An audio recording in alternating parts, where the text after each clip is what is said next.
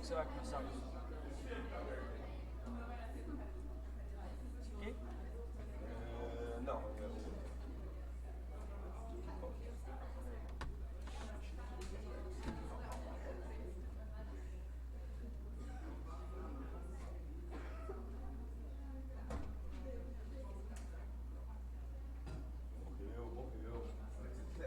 Você falar por onde? Beleza? Foi o microfone. Quando eu pegar lá embaixo, tá? Ele trocou lá. É? Não, tem que ter o microfone. É, tem. Estamos esperando.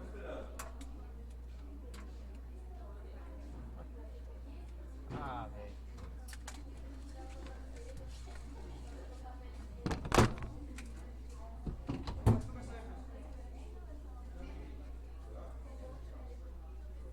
Tá. Bom, de novo, bom dia. Vocês estão bem? Todo mundo tranquilo? Todo mundo na paz? Eu estou esperando ali para chegar o microfone, o pessoal se servindo, o pessoal larga.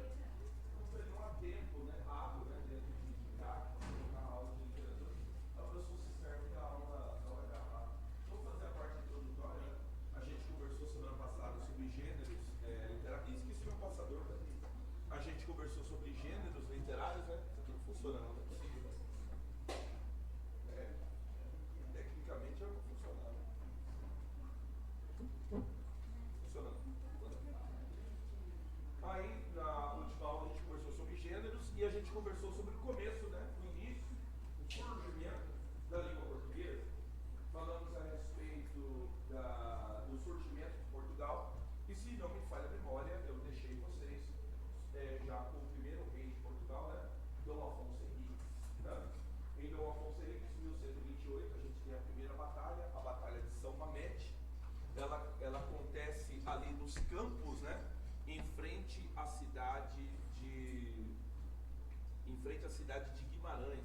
A cidade de Guimarães era a sede do governo português.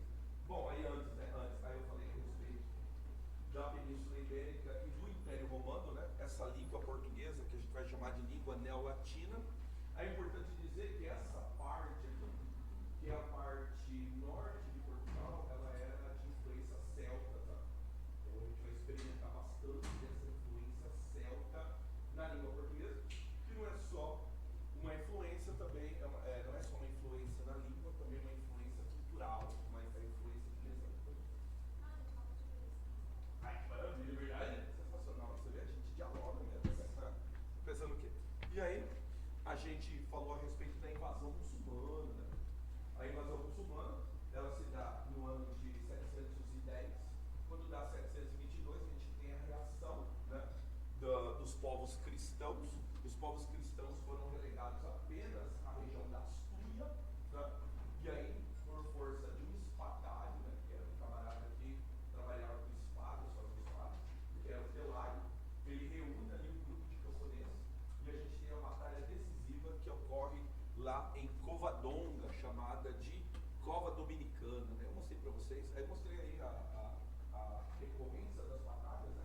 A primeira batalha, a batalha de Valdalete, que é onde o Rodrigo, o último Godo, morre, e aí a gente tem a invasão muçulmana na Península Ibérica. Aí ele ganha o nome de Reino de Andaluz. Por quê? Porque antes tinham aqui os vândalos. E aí a gente não gostava dos dois, os caras não gostavam dos vândalos, né, porque eles faziam vandalice. E aí expulsaram os vândalos. Aí os vândalos foram para a região do Maghreb. Então os árabes conheciam os vândalos. A gente está indo para a terra dos vândalos. Por isso que ela ganhou o nome de Andaluz, que é a terra dos ândalos, né? Terra dos vândalos, né? E aí, na batalha de Covadonga, aí eu falei para vocês, né? Aí, aqui a bandeira da Astúria, alguém teve a curiosidade de pesquisar? A primeira bandeira cristã, a bandeira da Astúria, não é, cara, é só uma cruz.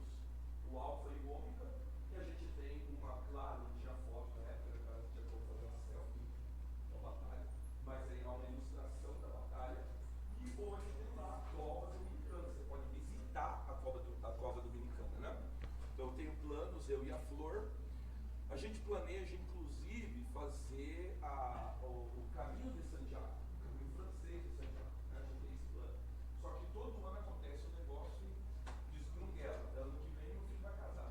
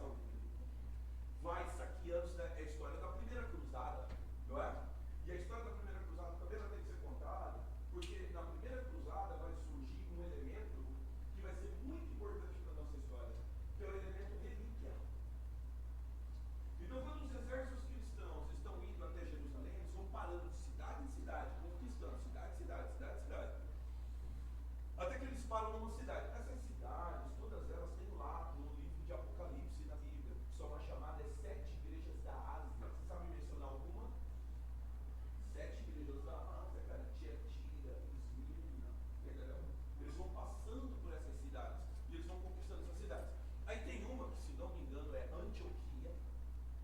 Eles chegam em Antioquia e eles cometem um erro. Eles entram na cidade e o exército muçulmano fica para fora. Eles estão sitiados. Eles estão sitiados, eles estão dentro da cidade, agora ferrou. Um exército enorme muçulmano cerca a cidade, os cristãos estão em desvantagem pela primeira vez. Vai acabar a primeira cruzada. A primeira cruzada vai chegar ao fim. Foi quando um padre vai orar de madrugada. Aí, mano, se é verdade, se não é verdade, deixa eu falar, entendeu? Só que daí ele ora de madrugada e aí aparece um anjo. E o anjo fala para ele: cava a igreja. Ele cava a igreja. E aí supostamente ele acha a lança do soldado longínquo. Você já ouviu falar do soldado longínquo? Você já ouviu falar de São Longuinho? Longuinho é o soldado longínquo. O soldado longínquo foi aquele soldado que foi conferir se o Cristo estava morto. Aí ele pega a lança e fura a lateral do Cristo. Lembra dessa história? Essa lança foi considerada a lança do destino. Quantos já assistiram um filme sobre a lança do destino? Lembra da lança do destino? Então faz o seguinte, assista Constantine. Constantine, o cara descobre a lança do destino, irmão. Então a lança do destino é encontrada naquele dia, provavelmente na cidade de Antioquia. E aí o anjo fala para o padre, mostra a lança, e fala que aquele exército que tiver a lança jamais será vencido. Mas não, se é verdade ou se não é verdade, no outro dia de manhã o padre mostrou a lança e o exército cristão ganhou uma força, né? Um ânimo, né? E eu acho que você já viu, né? O que o ânimo pode fazer. Você já viu o seu time de futebol jogar com ânimo? Já viu? Ânimo não, moral, a gente chama de moral, a gente chama de moral da tropa. Quando o moral da tropa se eleva, irmão, entende? E aí os cristãos guerreiam ali e eles têm uma grande vitória. Foi a primeira grande vitória do exército cristão a caminho de Jerusalém. E aí, quando dá, né, por início do ano 1000, o exército cristão chega na cidade de Jerusalém. A gente tem a primeira cruzada. E é estabelecida em Jerusalém com o reino cristão.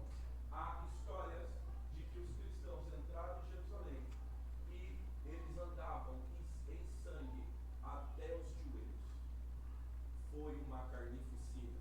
Não é à toa que quando George W. Bush fala a respeito das Torres Gêmeas, aí tem o evento das Torres Gêmeas, e ele fala o seguinte: nós vamos começar uma cruzada. Todo mundo muçulmano tremeu, porque quando fala que é cruzada, mas não, eles lembram de Jerusalém, onde os exércitos cristãos andavam com sangue até os joelhos.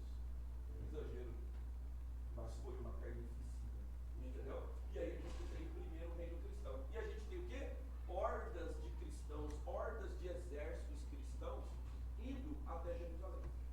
E uma dessas hordas param ali, na península, ali no Porto de Cali, em Portugal. Param em Portugal, e Portugal ainda não tinha sua capital chamada Lisboa. Lisboa ainda era uma cidade muçulmana. Foi quando Dom Afonso Henrique entra em contato com os exércitos cruzados e fala assim: ô, dá uma força para nós. E aí os exércitos cruzados deram uma força para Dom Afonso Henrique. E a conquista de Lisboa. Lisboa é conquistada, tirada dos muçulmanos, e a cidade é conquistada pelos exércitos cruzados a caminho de Jerusalém.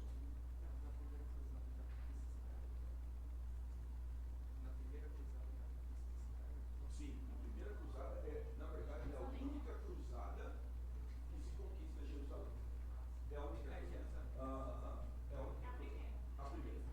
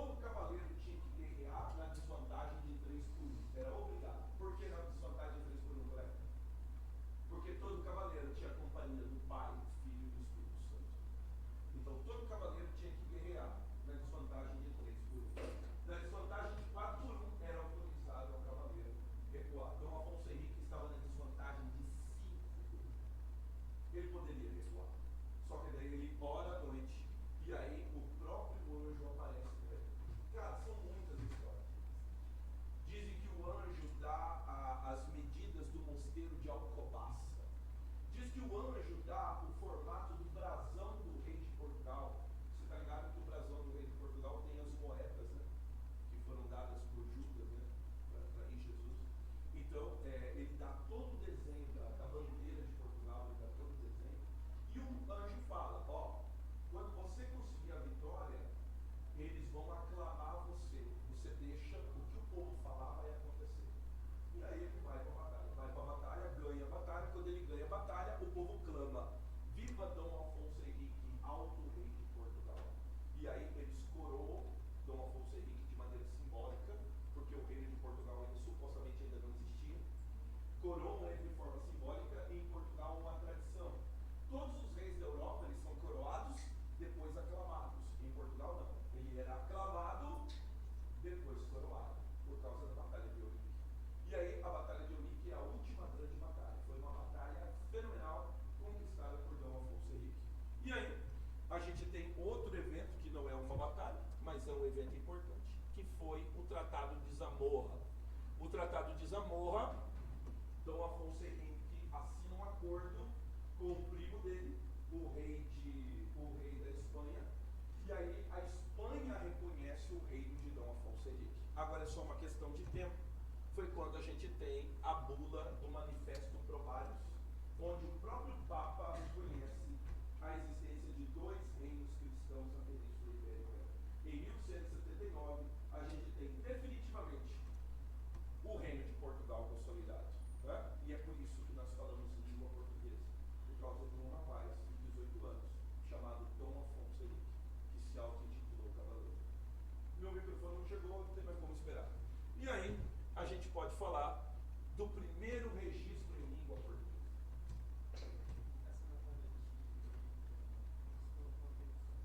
Ele estava num território muçulmano. Então, necessariamente, ele não conquistou o território, mas ele derrotou reis muçulmanos. Ele consolida ali na área, no território de Portugal. Entendeu? Então, ele derrota 5 reis muçulmanos ali na Batalha de Eurique. Há quem diga que a Batalha de Eurique nunca aconteceu. Tem essa história. Pode ser apenas uma lenda, a Batalha de Eurique. Muito bem, vocês estão olhando aqui para o primeiro documento que nós supostamente chamamos de primeiro documento em língua portuguesa. Notem que não é língua portuguesa, ele é galego-português. Ele é um substrato do galego que se tornará língua portuguesa. Necessariamente ele ainda vai levar aproximadamente 400 anos para se transformar a língua portuguesa que nós conhecemos. Eu comentei na última aula, quando que a gente pode falar que agora sim a gente tem língua portuguesa? 1537. 1537 é quando Camões publica a primeira versão de Os Lusíadas. Primeira versão que depois ele vai publicar algumas outras versões. Essas versões elas vão receber algumas correções dada a Inquisição, que vai retirar. Mano, velho, beleza. Não, tô abaixo. Então nós temos aqui o primeiro documento em língua portuguesa. Ele é chamado de A Ribeirinha. Tá? A Ribeirinha é uma canção. Tá? Vou esperar ele ligar para fazer a leitura de A Ribeirinha. Lembra, ele não é língua portuguesa, ele é galego-português. Tá? Então ele é galego-português. Eu suponho. Não.